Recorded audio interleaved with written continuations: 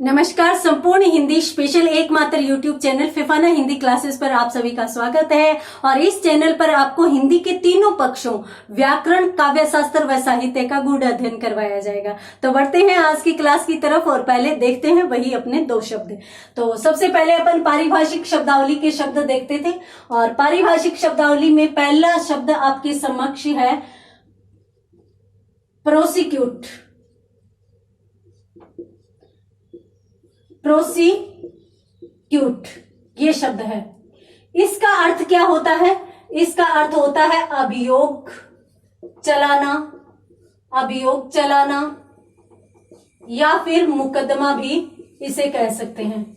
सामान्यतः ये दो शब्द बताने का मतलब ही ये है कि अभियोग शब्द यदि विकल्प में नहीं हो एग्जाम में तो आप मुकदमा करते हैं, मुकदमा नहीं हो तो अभियोग करते हैं। तो इस प्रकार से अपन इनसे अर्थों से संबंधित जितने भी शब्द होते हैं वो सभी के सभी क्लियर करते हुए चल रहे हैं। तो शब्द क्या है? प्रोसिक्यूट। और प्रोसिक्यूट का मतलब क्या होता है? अभियोग चलाना कह दो चाहे मुकदमा कह दो। दूसरा शब्द यदि अपन देखें तो दूसरा शब्द है डिबार। ये एक नया शब्द है आपके लिए परंतु अत्यंत महत्वपूर्ण है। ये भी पटवार की एग्जाम में पूछा जा चुका है। इसको अपन यूं लिख सकते हैं डिबार। और इसका अर्थ क्या होता है? इसका अर्थ होता है वर्जन करना, वर्जन करना या रोकना।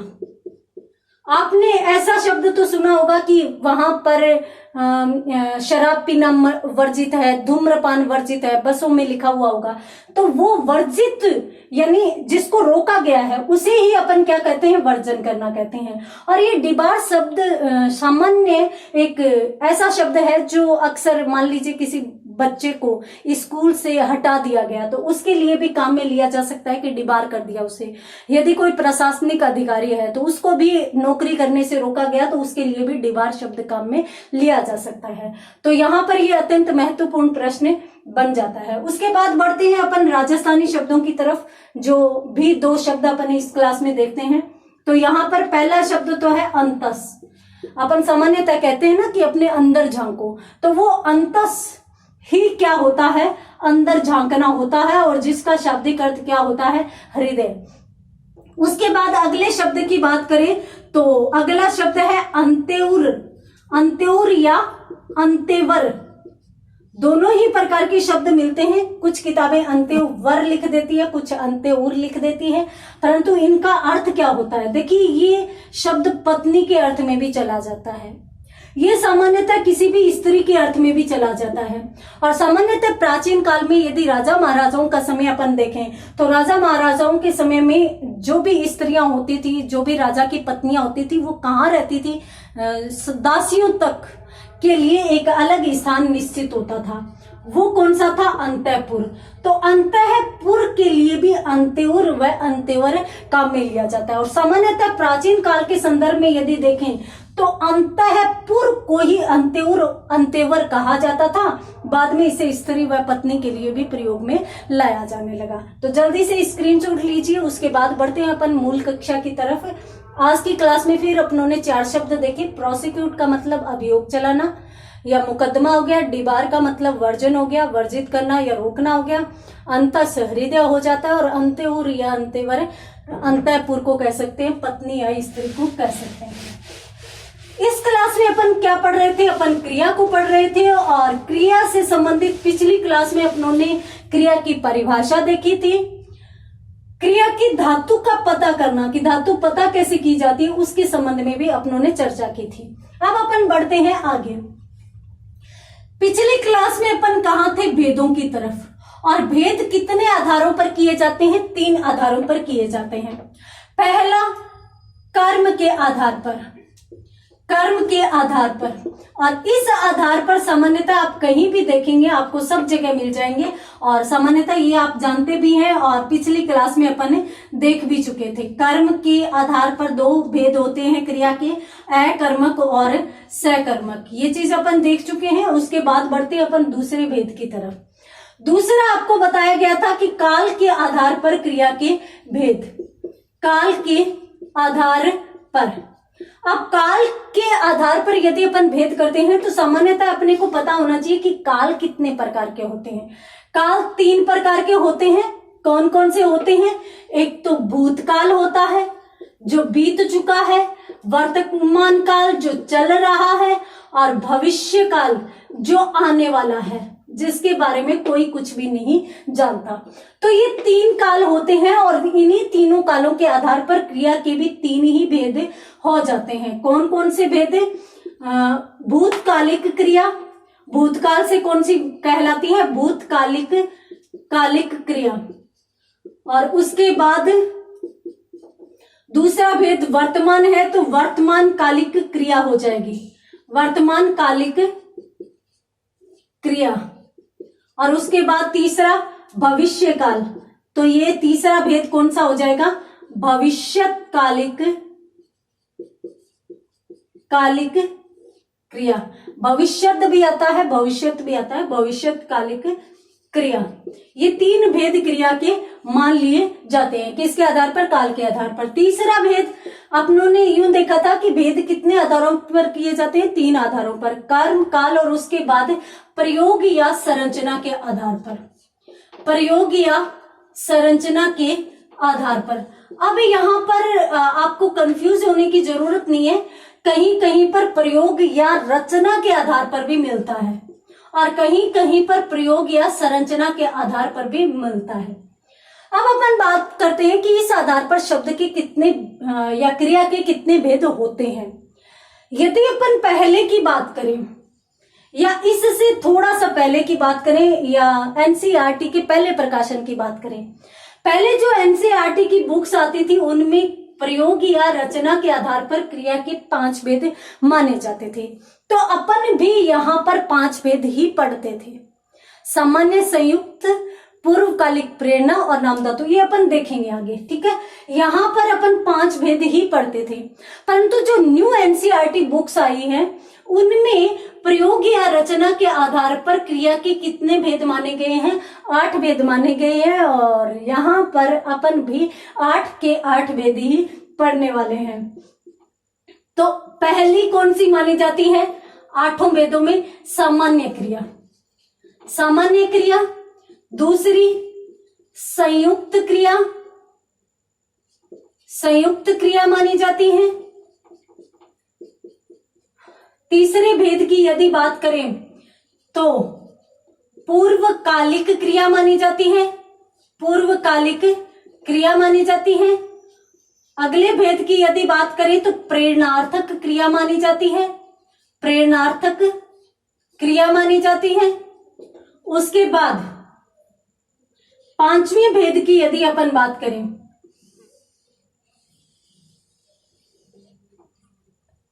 पांचवें भेद की यदि अपन बात करें तो नाम धातु क्रिया मानी जाती है, नाम धातु क्रिया। छठे भेद की यदि बात करें तो कृदंत क्रिया मानी जाती है, कृदंत क्रिया मानी जाती है। 7वें भेद की यदि अपन बात करें तो सहायक क्रिया मानी जाती है, सहायक क्रिया। यहां पर अपनों ने 7 भेदों की चर्चा कर ली है। एक बार आप स्क्रीनशॉट लीजिए। और जो 8वां भेद है वो अत्यंत महत्वपूर्ण है, परंतु इसकी चर्चा अपन आगे जाकर करेंगे। पहले आप इनका स्क्रीनशॉट लीजिए, ठीक है। और यहां पर इनका अपनों ने विवरण किसका पढ़ा है? एनसीईआरटी का विवरण अपनों ने यहां पर पढ़ा है। स्क्रीनशॉट लीजिए, उसके बाद भेदों को आगे विस्तार से चर्चा करते हैं। तो अपनों ने यहां पर क्रिया के 3 आधारों पर भेद पढ़े हैं। कौन कौन से भेद पढ़े हैं? कर्म के आधार पर, काल के आधार पर, प्रयोग या संरचना के आधार पर। कर्म के आधार पर 2 भेद, अकर्मक, सकर्मक। काल के आधार पर 3 और प्रयोग या संरचना के आधार पर क्रिया।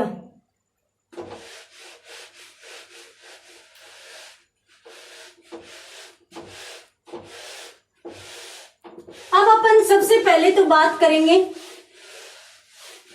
हाँ, पहले तो अपन इसके 8वें भेद पर थोड़ी सी चर्चा कर लेते हैं ताकि आपका वो भी क्लियर हो जाए। देखिए, एक अपनों ने क्रिया पढ़ी है, अभी अपनों ने इसका 7वां भेद पढ़ा है, सहायक क्रिया।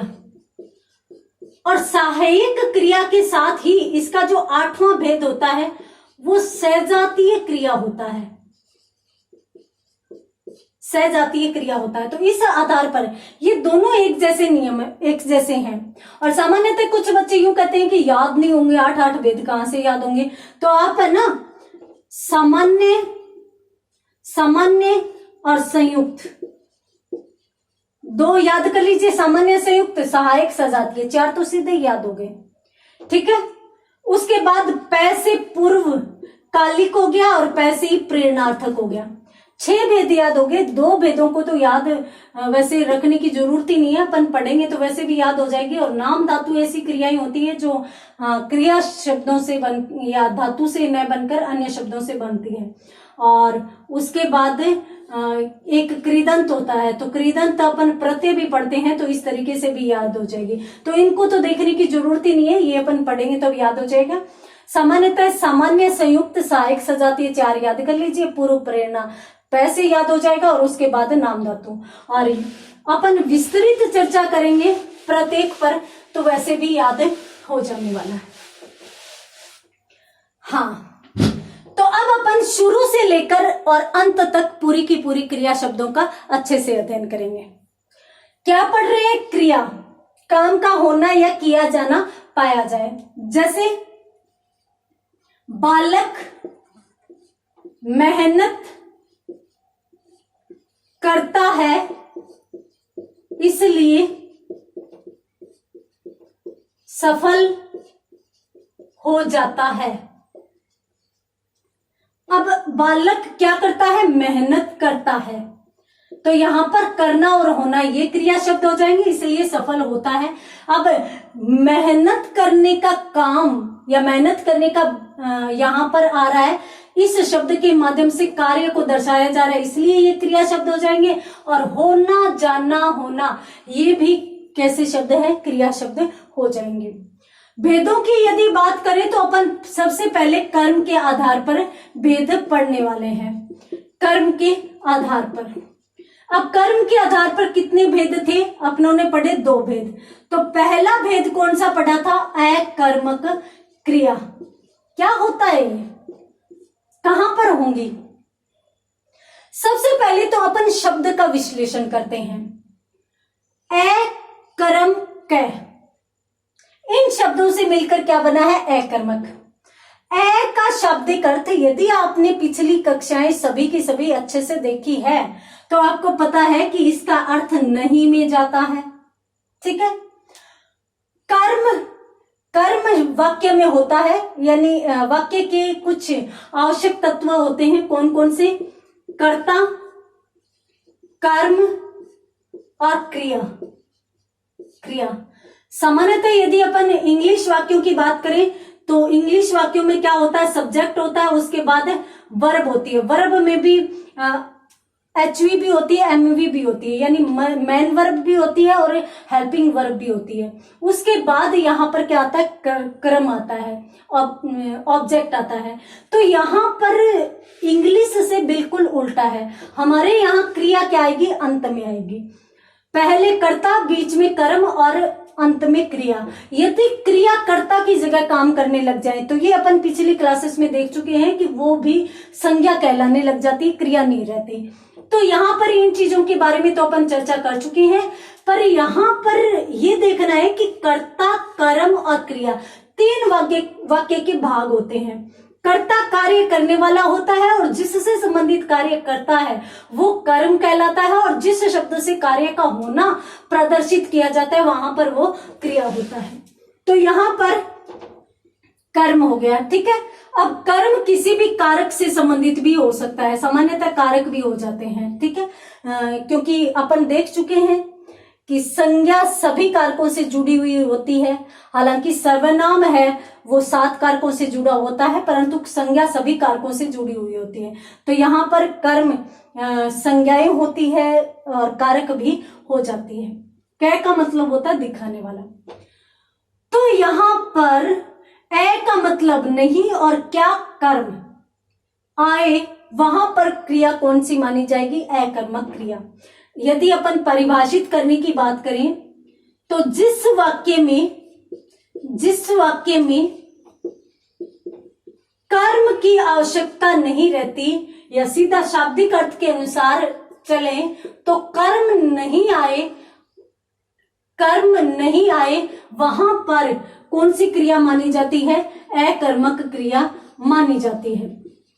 इसके संबंध में एक दो बातें और देखें तो देखिए, अब यहां पर कर्म है नहीं, तो सामान्यतः किसी वाक्य में क्रिया का प्रभाव कर्म पर पड़ता है, ठीक है, क्यों? क्योंकि उससे तुरंत पहले कर्म होता है। परंतु जब कर्म है ही नहीं, तब क्रिया का प्रभाव किस पे पड़ेगा? कर्ता पे पड़ेगा। जैसे मान लो कि मोहन ने पुस्तक पढ़ी, ये वाक्य है आपके सामने, तो पढ़ना क्रिया, पढ़ी क्या? पुस्तक पढ़ी, तो पुस्तक पर पढ़ रहा है, तो इसलिए वहां पर कर्म आया है और कर्म पर प्रभाव पड़ रहा है। अब यहां पर यूं कह दे कि राम गया, अब राम गया, अब इस वाक्य में सिर्फ कर्ता और क्रिया दो ही है, कर्म है ही नहीं, तो इसका प्रभाव किस पर पड़ेगा? कर्ता पर पड़ेगा, ठीक है। तो देखिए, क्रिया का सामान्यतः किस पर प्रभाव पड़ता है? कर्म पर पड़ता है। यदि कर्म है ही नहीं तो किस पर पड़ेगा? कर्ता पर पड़ेगा। तो यहां पर अपन देख रहे हैं कि जब अकर्मक क्रिया का कोई वाक्य होता है तो उसमें कर्म होता ही नहीं है, तो वहां पर क्रिया का प्रभाव किस पर पड़ता है? कर्ता पर पड़ता है। तो जिस वाक्य में इसकी परिभाषा से संबंधित या इसकी विशेषताएं अपन देख रहे हैं कि जिस वाक्य में पहली शर्त तो है कि कर्म नहीं होगा, वहां पर अकर्मक मानी जाएगी। दूसरी शर्त यह है कि जिस वाक्य में क्रिया का प्रभाव कर्ता पर पड़े तो वहां पर कौन सी क्रिया मानी जाएगी? अकर्मक क्रिया मानी जाएगी, ठीक है। जिस वाक्य में कर्म नहीं आए। साथ साथ एक चीज और क्लियर कर देते हैं कि जिस वाक्य में कर्म के बिना पूर्णता आ जाती है, वहां भी कौन सी क्रिया मानी जाएगी? अकर्मक। अब आपसे पूछी जाए कि अकर्मक क्रिया की परिभाषा क्या है? जिस वाक्य में कर्म नहीं आए वहां पर अकर्मक क्रिया, जिस वाक्य में क्रिया का प्रभाव कर्म पर न पड़कर कर्ता पर पड़े, अकर्मक क्रिया, और जिस वाक्य में कर्म के बिना भी वाक्य पूरा हो जाए वहां पर कौन सी क्रिया मानी जाती है? अकर्मक क्रिया। स्क्रीनशॉट लीजिए, उसके बाद अपन आगे बढ़ते हैं। सामान्यतः किसी भी पुस्तक में यदि आप देखेंगे तो अकर्मक क्रिया की परिभाषा सिर्फ इतनी सी मिलेगी कि यदि किसी वाक्य में कर्म नहीं आए और कर्म आने की संभावना नहीं रहे, वहां पर अकर्मक क्रिया मानी जाती है। सिर्फ इतनी सी चीज मिलेगी। परंतु यहाँ पर मैंने आपको तीनों पहचान बता दी है। कौन कौन सी? एक तो कर्म नहीं आएगा, दूसरा कर्म के बिना वाक्य पूरा हो जाएगा, यानी संतुष्टि हो जाएगी वाक्य को पढ़कर, सेटिस्फेक्शन वाला वाक्य बन जाएगा, और तीसरी बात कि जिस वाक्य में क्रिया का प्रभाव है वो कर्म पर नहीं पड़ेगा, कर्ता पर पड़ने लगेगा, क्योंकि कर्म है ही नहीं, तो कर्म पर नहीं पढ़कर किस पर पड़ेगा? कर्ता पर। तो वहां पर भी कौन सी क्रिया मानी जाएगी? अकर्मक क्रिया मानी जाएगी। देखते हैं इसके कुछ उदाहरण। मैंने आपके सामने यूं कहा, बालक रो रहा है। वाक्य को पूरा समझिए, पूरा समझकर चलिए। बालक कौन? संज्ञा, ठीक है। और साथ साथ ही अपन रो कौन रहा है? बालक, तो बालक कौन हो गया? कर्ता भी हो गया। रोना, रहना, होना, यानी तीनों की तीनों कैसे हैं? क्रिया शब्द। कर्म नहीं है और साथ साथ कर्म आने की कोई संभावना भी नहीं है। मैंने कहा कि बालक रो रहा है, आप झट से भागे बालक की तरफ उसको चुप करवाने के लिए, यानी वाक्य संतुष्टिपूर्ण भी है, इसमें किसी और चीज की आवश्यकता ही नहीं है। यदि मैं यूं कह दूं कि बालक रहा है, तो बालक रहा है यहां पर अपूर्ण वाक्य है। मैंने यूं कह दिया बालक रो रहा है, वाक्य पूरा है, परंतु किससे ही पूरा हो गया? सिर्फ और सिर्फ कर्ता और क्रिया से पूरा हो गया। इसलिए यहाँ पर कौन सी क्रिया मानी जाएगी? अकर्मक क्रिया मानी जाएगी। एक तो यहाँ पर कर्म नहीं है, दूसरा वाक्य बिना कर्म के भी संतुष्टिजनक है या पूरा है। अगला देखते हैं, बच्चे सो रहे हैं। बच्चे सो रहे हैं, तो बच्चे कौन? वैसे संज्ञा, और वैसे देखें तो सो कौन रहा है? बच्चे, यानी कर्ता। बच्चे कर्ता हो गए, सोना, रहना, होना, तीनों की तीनों कौन से हो गए? क्रियापद हो गए, क्रियापद। और अब चूंकि कर्ता और क्रिया से मिलकर ही वाक्य पूरा हो गया, इसलिए यहाँ पर कौन सा वाक्य माना जाएगा? अकर्मक क्रिया का वाक्य यहाँ पर मान लिया जाएगा। एक वाक्य और अभी अपनों ने थोड़ी देर देखा था, सांप रेंगता है। सांप रेंगता है, तो यहां पर सांप, रेंग कौन रहा है? सांप। तो सांप तो कौन हो गया? कर्ता। और रेंगना और होना दोनों की दोनों कौन से पद है? क्रियापद है। तो क्रियापद होने के कारण, कर्ता व क्रिया के कारण वाक्य पूरा हुआ, इसलिए कौन सी क्रिया? अकर्मक क्रिया। एक वाक्य और, चिड़िया आकाश में उड़ती है। आप मुझे बताएंगे कमेंट करके कि ये जो वाक्य है, चिड़िया आकाश में उड़ती है, सकर्मक क्रिया का है या अकर्मक क्रिया का है? थोड़ा सा सोचिए, इतने में एक दो वाक्य और लिख देती हूं। टीना हंसती है, राधा या वह जयपुर गया। अब अपन बात करते हैं, अब यहां पर अपनों ने यहां तक, अभी तक अपनों ने यूं देखा कि सिर्फ और सिर्फ कर्ता और क्रिया दोनों ही मिलकर वाक्य को पूरा कर रहे थे। सीधा का सीधा पता चल रहा था अकर्मक क्रिया का वाक्य है। अब यहां पर देखिए, आकाश में उड़ कौन रहा है? चिड़िया उड़ रही है, तो चिड़िया तो कौन होगी? कर्ता होगी, ठीक है। अब यहां पर आकाश तो क्रिया नहीं है, आकाश ना लगाओ, ना नहीं लग रहा, यानी क्रिया तो नहीं है। हाँ, उड़ना और होना ये दोनों क्रियापद हो गए, क्रियापद हो गए। तो अपन इसको कर्म मान ले और क्रिया कौन सी मान ले? सकर्मक। अब इस प्रकार की समस्या आ सकती है, हालांकि मैं बता देती हूं कि ये वाक्य भी अकर्मक क्रिया का ही उदाहरण है। अब ऐसी समस्या से निजात पाने का मतलब क्या होगा, या निजात कैसे पाया जाए?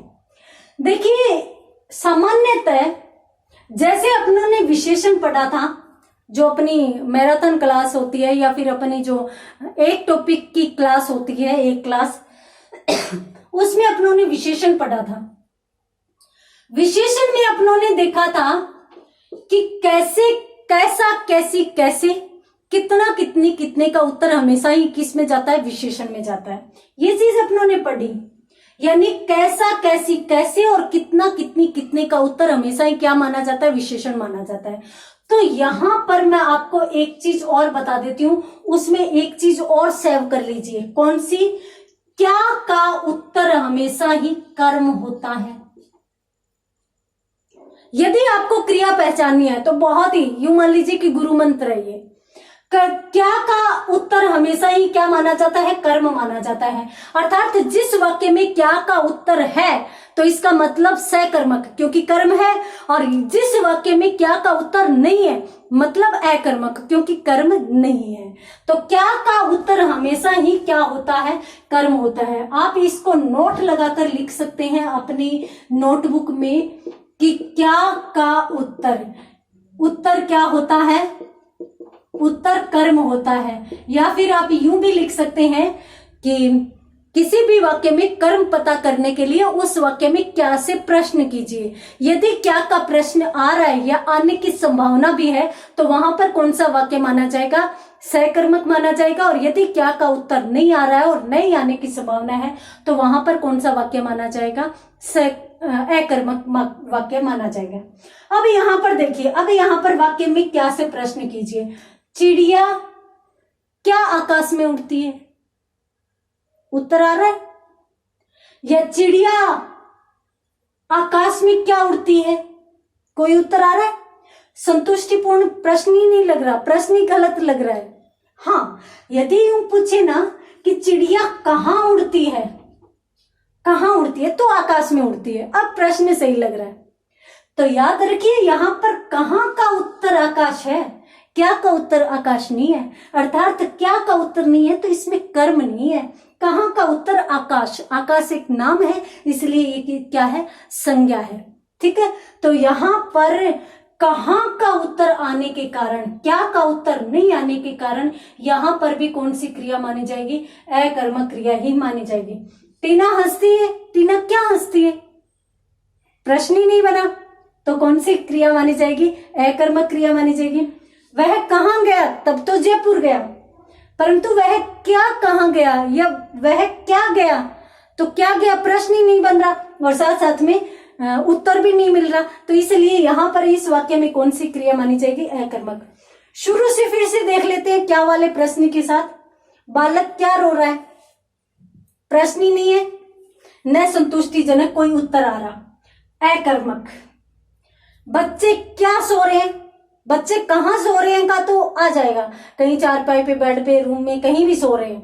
ठीक है, परंतु बच्चे क्या सो रहे हैं, कोई प्रश्न ही नहीं है, कोई उत्तर नहीं है। क्या का उत्तर नहीं आने की संभावना, अकर्मक। सांप क्या रेंगता है? कोई प्रश्न नहीं, कोई उत्तर नहीं, सीधी की सीधी अकर्मक। अब आप यूं सोच रहे होंगे कि इतनी देर हमें परेशान क्यों किया गया, ये गुरु मंत्र पहले ही बता दिया होता तो यहाँ पर अपनी अकर्मक क्रिया पूरी हो जाती। नहीं, हमें पूरी हिंदी को बहुत अच्छे से पढ़ना है, समझते हुए पढ़ना है। ये जो ट्रिक है ना, ये अपन वहां पर काम लेंगे जहां पर अपने को कुछ नहीं मिल रहा है। हाँ चलो भाई, अपन पढ़ नहीं रहे तो अपने को ट्रिक मिल जाए तो अपन आसानी से जैसे तैसे एक दो प्रश्न तो हल कराएं। ये ट्रिक भी चलती रहेगी साथ साथ, परंतु साथ साथ आपको नियमों के साथ भी चीजें क्लियर करनी है। उसके बाद चिड़िया क्या उड़ती है, टीना क्या हंसती है, वह क्या गया, कोई प्रश्न नहीं बन रहा, कोई भी उत्तर न तो मिल रहा है और न ही उत्तर मिलने की कहीं कोई संभावना है। जल्दी से स्क्रीनशॉट लीजिए और उसके बाद मैं आपको बता देती हूँ। सामान्यतः कुछ क्रियाएं ऐसी भी होती है जो मूलतः अकर्मक ही होती है और वो अकर्मक क्रिया में ही रहती है। कौन कौन सी ऐसी क्रियाएं होती है जो मूलतः अकर्मक होती है, जो कभी भी सकर्मक बना ही नहीं जा सकती? पर देखेंगे, परंतु अगली क्लास में। तब तक के लिए धन्यवाद।